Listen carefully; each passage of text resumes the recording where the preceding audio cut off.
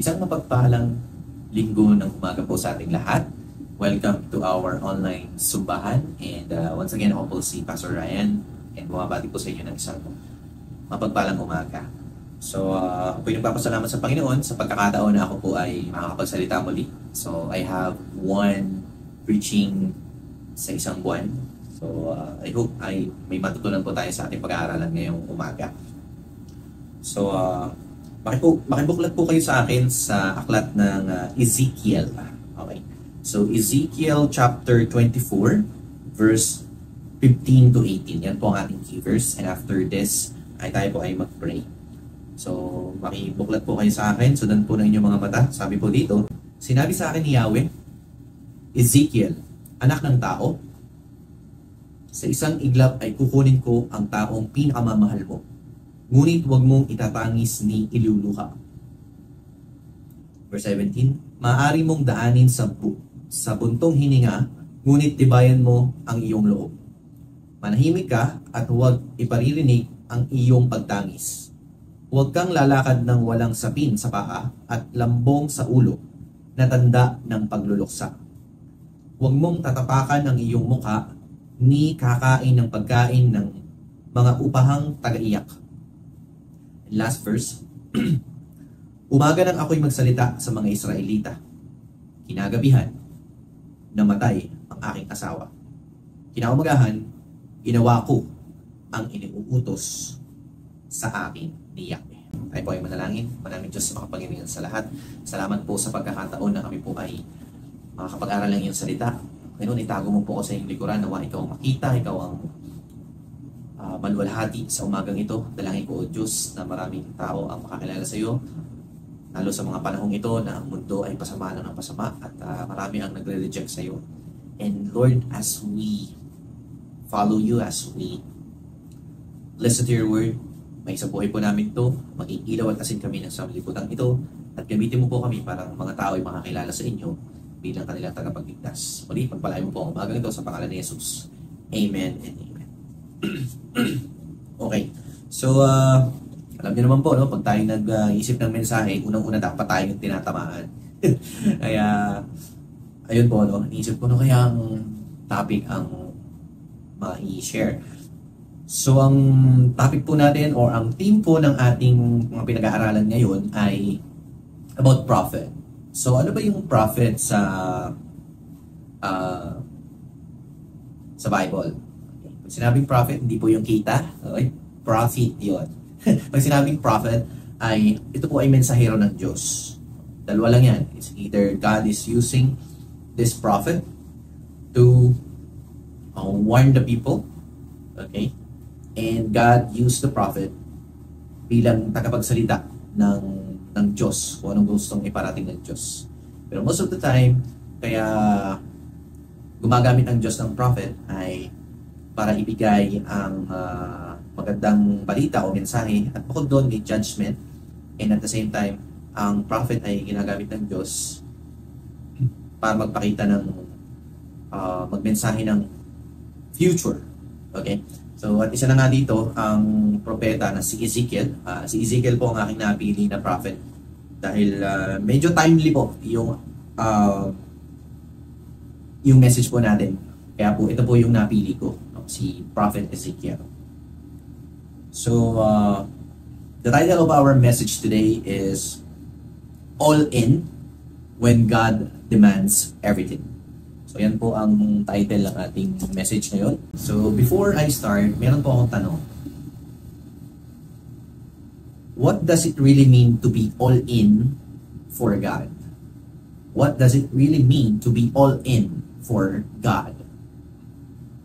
Sa mundo po natin ngayon, okay, in our world today, it's easy to give God half of our heart, half of our obedience, half of our time.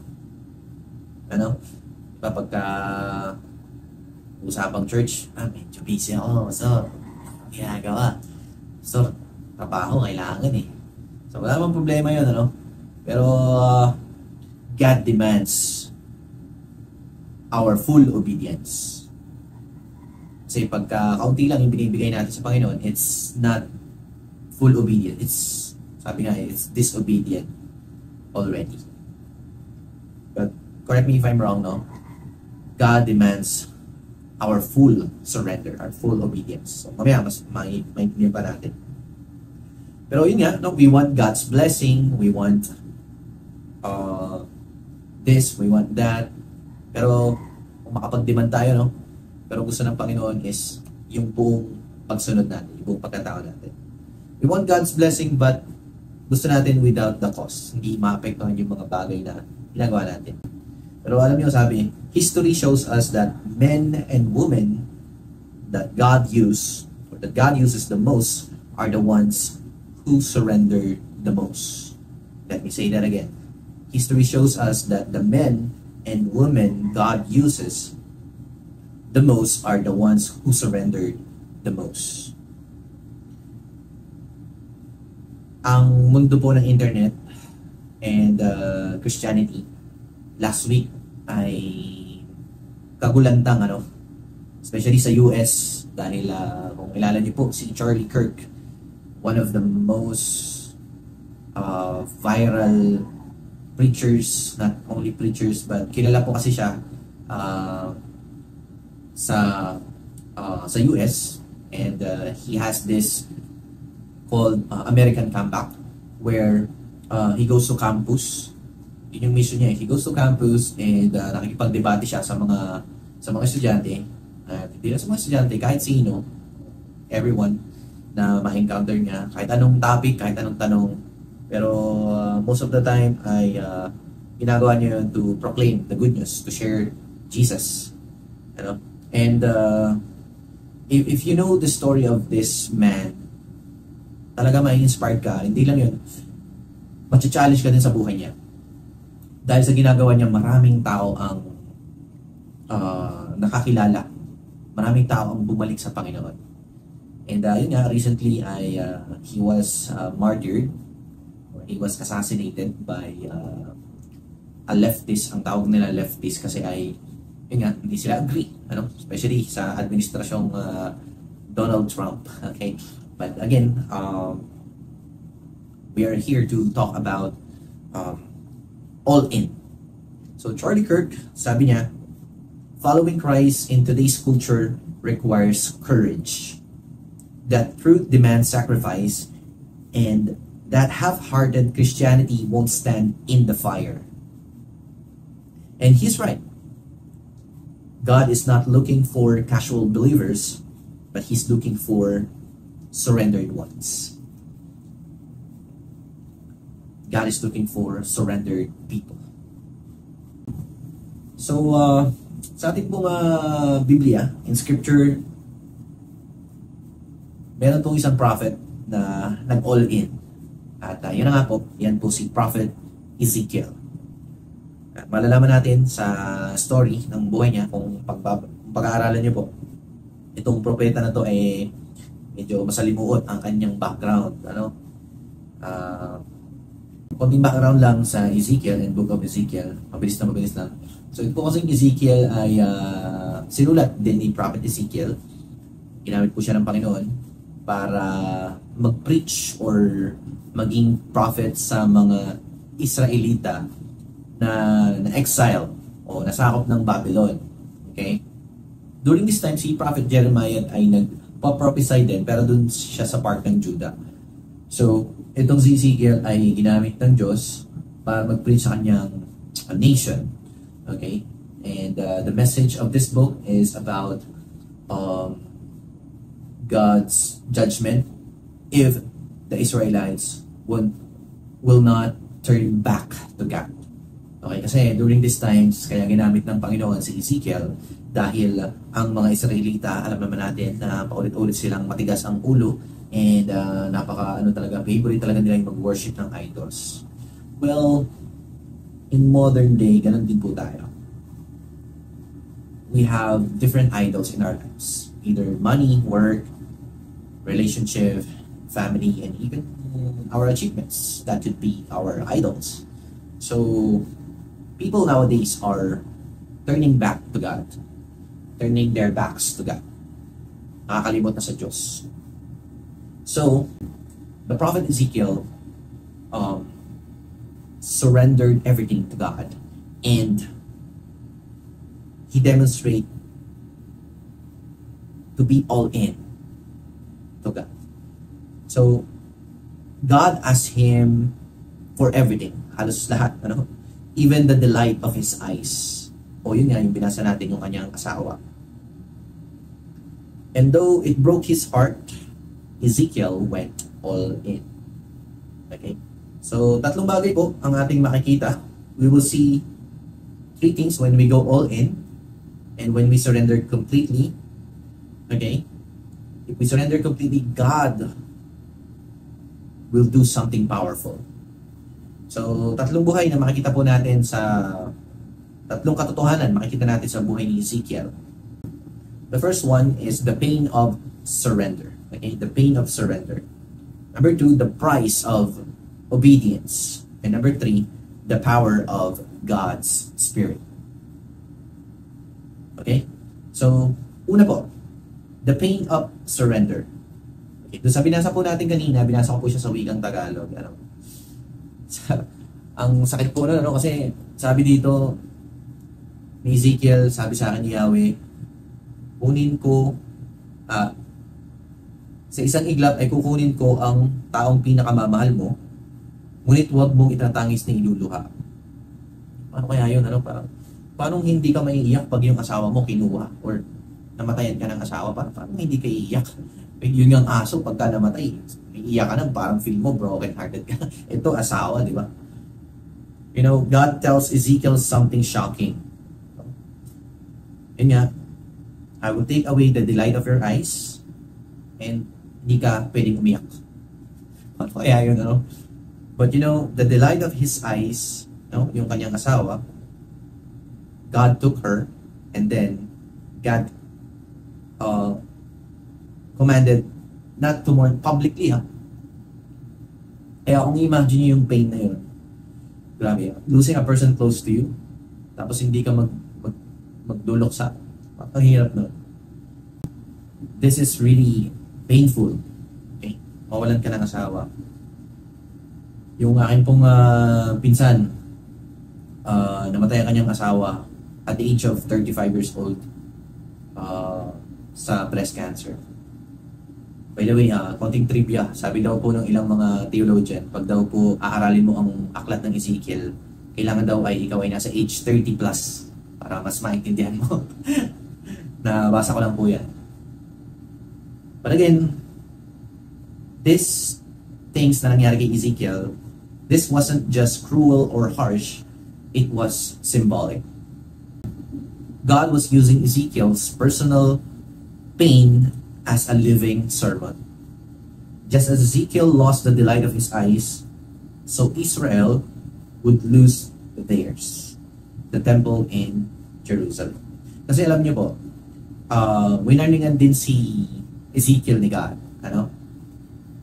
Kumbaga sa madaling sabi, pag hindi bumalik sa akin yung mga Israelita na yan, judgment will come. Okay? May pananagutan sila. At sinabi din ng Diyos mismo kay Ezekiel, na you are accountable to me, okay, pag hindi mo sinunod ang aking sinasabi. Kaya, wala nagawa si Ezekiel. Sabi ng Panginoon, you will be accountable to me pag hindi mo sinunod ang sinasabi ko sa'yo.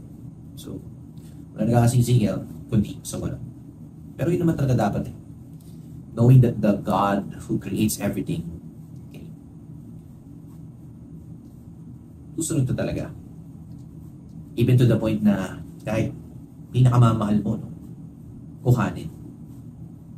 So, you see, the lesson that we can learn from this is sometimes God allows us to go through painful surrenders, not because He does not care, He doesn't care, but because He wants to use our story to turn people's hearts back to Him.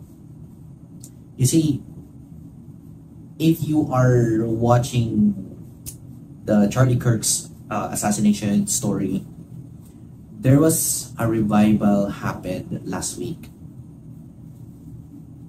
And sabi ng internet ay almost 75,000 people surrendered to Christ because of that of what happened to Charlie Kirk. Maraming taong bumalik sa Diyos, maraming tao ang bukod sa bumalik sa Diyos, maraming tao ang nakakilala sa Panginoon. And even politicians, ano can you imagine? Even politicians, despite of their religious background, they believe in the Lord Jesus Christ because of the life of this young man. Mas bata pa sa akin si Charlie Kirk. I'm 32, siya 31 lang. But his life is so impactful na it became a living testimony. Medyo may danger lang na baka i-praise na siya ng tao, no? Hindi na si Lord. Kasi gagawan daw ng parang bayani ang turing, parang martyr, ilalagay daw sa libingan ng mga bayani, parang gano'n, ano? Yung pagkakasabi doon sa internet. And even meron ding ipapangalan na street sa kanya. So, ganun ka-impactful, ganun ka-powerful yung buhay ni Charlie Kirk. Kaya, napakaganda ng story niya. Okay? And even his wife, sabi ng wife niya, pinapatawad ko na yung nag-assassinate o pumatay sa asawa ko. Grabing testimony. Kaya, yung mga bagay na nangyayari sa atin na painful, may purpose talaga si Lord dyan. And it could be a living testimony. Kagaya din nangyari kay Joseph. No? Alam naman natin na yun,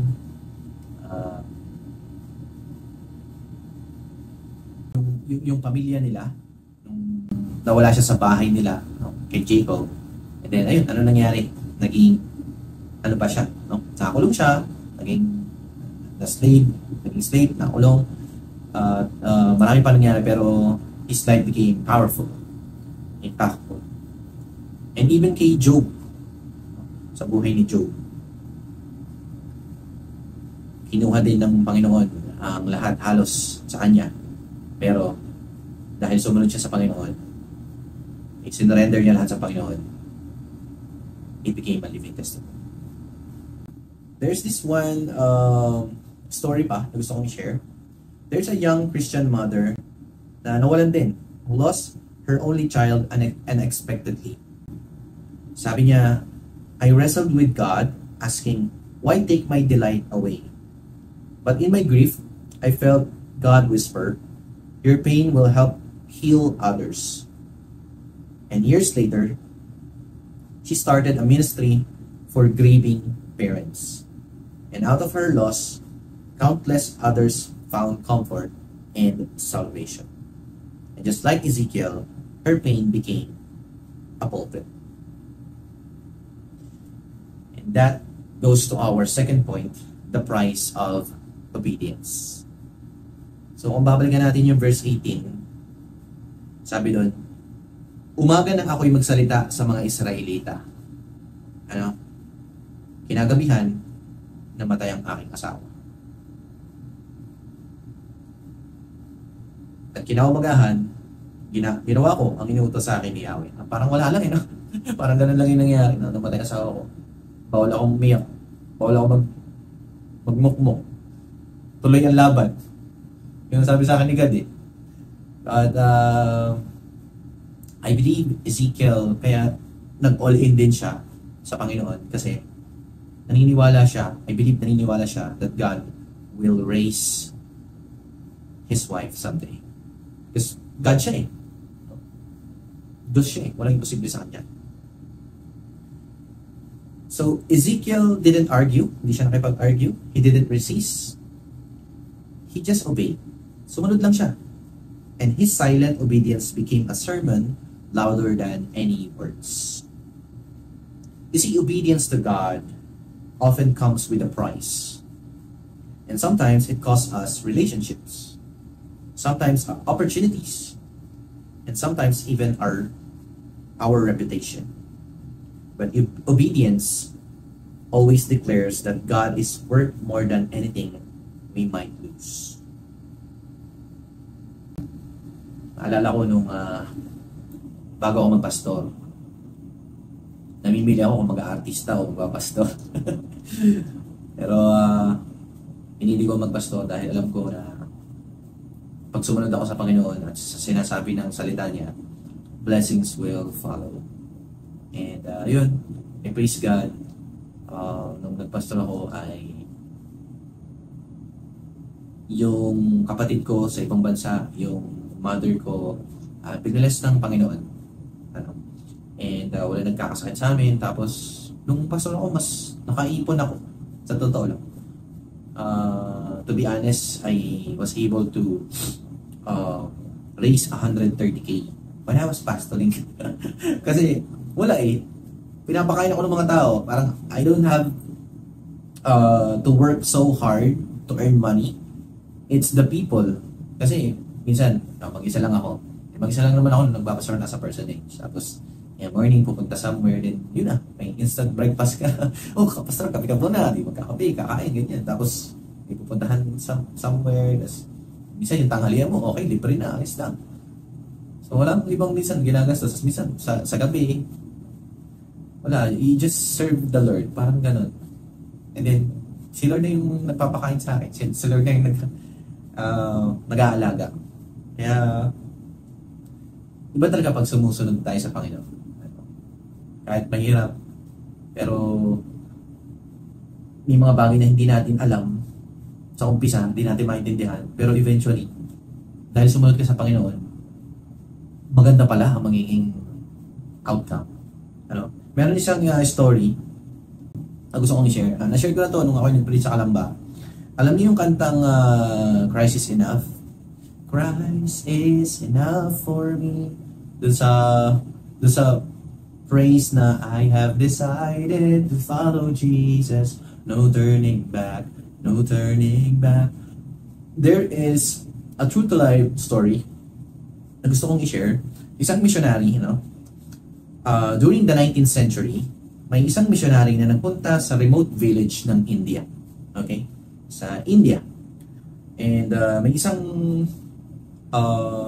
missionary na nagpunta doon, and this young man and his family came to Christ.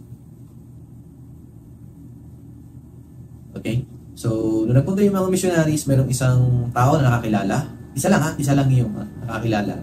So, bumisita yung mga missionaries, tapos may isang tao na nakakilala doon sa village. And eventually, itong, hindi binanggit yung pangalan based sa story. Search na lang.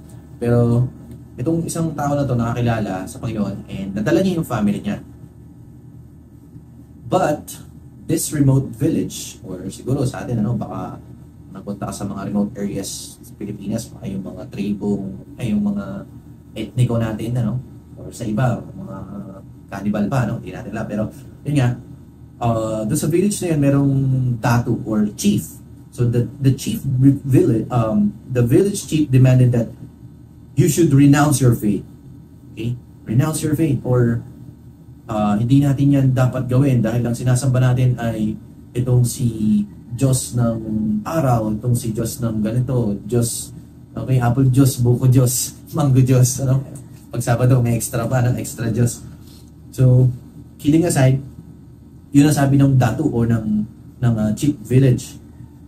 But sabi nung lalaking yun, I have decided to follow Jesus. No turning back. At dahil sa sinabi niyo, nagalit yung datu, nagalit yung chief village chief doon. At sa galit niya, okay, pinatay yung anak. Pinatay yung anak ng lalaking yun. But still, kahit na pinatay yung anak, sabi niya, the man said, though none go with me, still I will follow. So, okay matigas ka. Then, sumunod naman na pinatay is yung kanyang asawa. His wife was killed, and still he responded, the cross before me, the world behind me, no turning back. And his courage touched the chief so deeply that he later became Christian himself. Wow. The chief village, or yung datu doon, ay naging Kristiyano, sumunod sa Panginoon. Dahil sa courage ng tao. Siguro natak siya. Pinatay ko na yung anak, pinatay ko na yung asawa. Pero ito pa rin siya. Willing pa rin siyang sumamba sa Diyos na sinasabi niya. And you know what happens next? Yun nga. The Dadu became Christian because of the man's obedience. Though it cost that man everything, it became a living testimony that transformed an entire village. I was browsing the internet last night, and I see Christians in Uganda. They gathered together, okay, and they are waiting for the rapture. Hindi ko alam, pero they are waiting for the rapture. Maybe they are suffering, they are in pain, wala siguro silang makakain. Pero, you see, mas blessed pa po tayo. Ano, kung tayo po ay nasa city or nasa lugar na accessible ang mga daan. Pero ito po, no? Nakikita natin, no? Dahil sa isang tao nakakilala sa Panginoon, yung entire village ay nag-transform, sumunod sa Diyos. Anong lesson na makikita po natin dito? Obedience that costs nothing accomplishes nothing. You see, Ezekiel's surrender and the missionaries' no turning back faith reminds us that obedience may be costly, but it bears eternal fruit. See? So to be all in, we need to surrender. Pangalawa, there's always a price of obedience. So obedience, number 2. And lastly, for our last point, the power of God's Spirit. Okay. So basahin ko lang po ng mabilis yung Ezekiel chapter 37, verse 1 to 14. Ezekiel 37, 1 to 14. Sabi ko dito, sa mabilis lang po, nadama ko ang kapangyarihan ni Yahweh at sa pamamagitan ng kanyang spirito ay dinala niya ako sa isang libis na puno ng kalansay. Inilibot niya ako sa lugar ng puno ng mga kalansay na tuyong-tuyo na. Tinanong niya ako, Ezekiel, anak ng tao, palagay mo ba ay maaari pang mabuhay ang mga kalansay na to? Sumagot ako, kayo po lamang ang nakakaalam, Yahweh. Sinabi niya sa akin, magpahayag ka sa mga kalansay na ito. Sabihin mo, mga tuyong kalansay, dinggin ninyo ang salita ni Yahweh. Ito ang ipinapasabi niya. Bibigyan ko kayo ng hininga at kayo'y mabubuhay. Lalagyan ko kayo ng litid at laman at babalutin ng balat. Bibigyan ko kayo ng hininga at kayo'y mabubuhay. Sa gayon, makikilala ninyong ako, si Yahweh. Nagpahayag nga ako, tulad ng utos sa akin. Nang ako'y nagsasalita, nagkaroon ng malalakas na ugong at nabuo ang mga kalansay. Nakita kong sila'y nagkaroon ng litid at laman, nabalot sila ng balat, ngunit hindi pa humihinga. Sinabi sa akin ni Yahweh, Ezekiel, anak ng tao, tawagan mo ang hangin sa lahat ng dako. Sabihin mong ipinapasabi ko, hangin, hingahan mo ang mga patay na ito upang sila'y mabuhay. Nagpahayag nga ako at ang hangin ay pumasok sa kanila. Nabuhay nga sila at nang magtayuan, sila'y ubod ng dami. Parang isang malaking hukbo. At sinabi sa akin ni Yahweh, Ezekiel, anak ng tao, ang bansang Israel ay tulad ng mga kalansay na ito. Sinasabi nila, tuyo na ang aming mga buto. Wala na kaming pag-asa. Lubusan na kaming pinabayaan. Kaya nga, magpahayag ka. Yan ang sabi ng Panginoon. Magpahayag ka, sabihin mo, pinapasabi ko, bayan ko, ibubukas ko ang inyong libingan. Ibabangon ko kayo at iuuwit sa inyong bayan. Kung maibukas ko na ang inyong libingan at maibangon ko kayo, makikilala ninyong ako, si Yahweh. Hiningahan ko kayo upang kayo'y mabuhay at ibabalik ko kayo sa inyong sariling bayan. Sa gayon, malalaman ninyo na akong si Yahweh na nagsabi nito at aking gagawin. The power of God's Spirit. You see, these dry bones, okay, the Valley of the Dry Bones. This is a vision na pinakita ng Diyos kay Ezekiel. Okay? Dahil itong the Valley of Dry Bones, kasi parang illustration yan, symbolism na pagtuyo na yung damdamin, parang wala nang pakiramdam.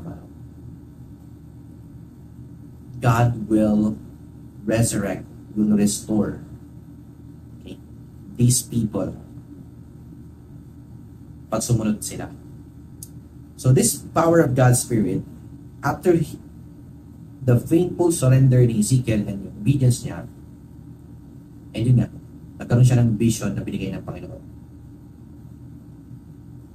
And ayun, Ezekiel prophesies and bones rattle, flesh forms, and the Spirit of God breathes life into them. And what once was death becomes life. So this is the reward of a surrendered servant.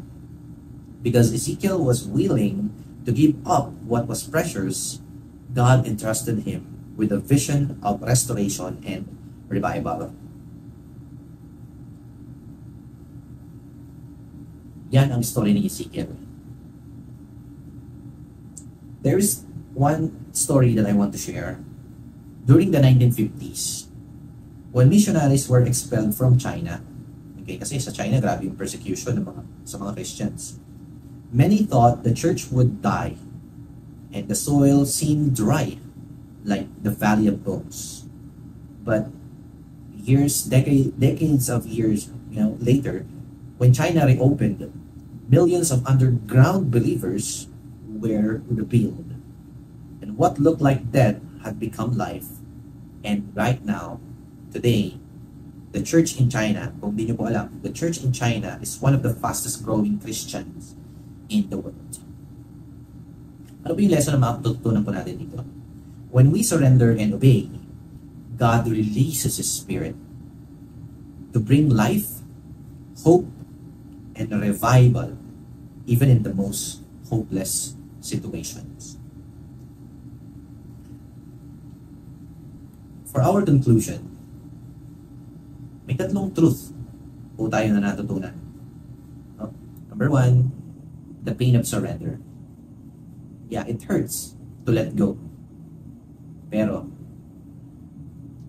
once we surrender it to the Lord, God will do amazing and mighty things that we do not know. Pangalawa, the price of obedience. Yes, it costs us something real. But obedience is always better than sacrifice. Pangatlo po, the power of God's Spirit. Okay?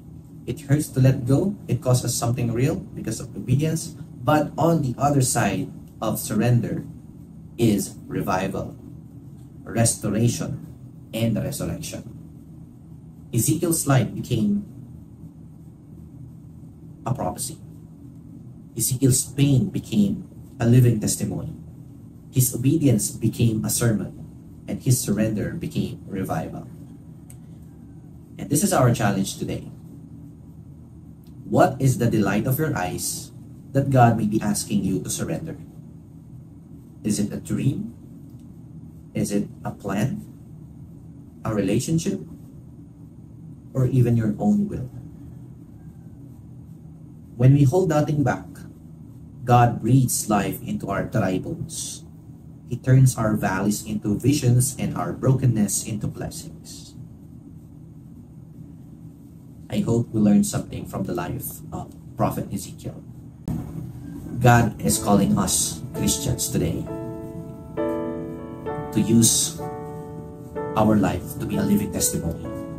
Just like Charlie Kirk, because of his faith, because of his obedience to God, naging powerful yung kanyang testimony. Many people will surrender to the Lord if we, us, ourselves, are fully surrendered to God. So kung may mga bagay po tayo na hindi pa natin iso-surrender sa Panginoon, kung bakit hindi tayo makapag-minister, at kung bakit hindi po tayo makapag-share ng gospel sa iba, this is the right time. Maybe that's one thing that's holding you back, you need to surrender that now to the Lord. This message really challenged me to surrender everything to God. Wala ka na magawa, bigay mo lahat sa Panginoon. I hope you learned something from the life of Prophet Ezekiel. So God bless everyone. That's our message today. Let's pray. God, thank you so much for your word. Thank you so much that we, as Christians, were challenged by the life of Ezekiel. I hope, Lord, that we can share the good news, the gospel of Jesus Christ. Use us as a living testimony. Lahat na pong dumating ang inyong pagbabalik. Kaya, patuloy po sana nawa namin gawin ang ating atas. At nawa ko Diyos, may sa buhay namin lahat namin ang Panginoon. So muli, Panginoon, sa iyong papuri, pasasalamat at kaliwalhati.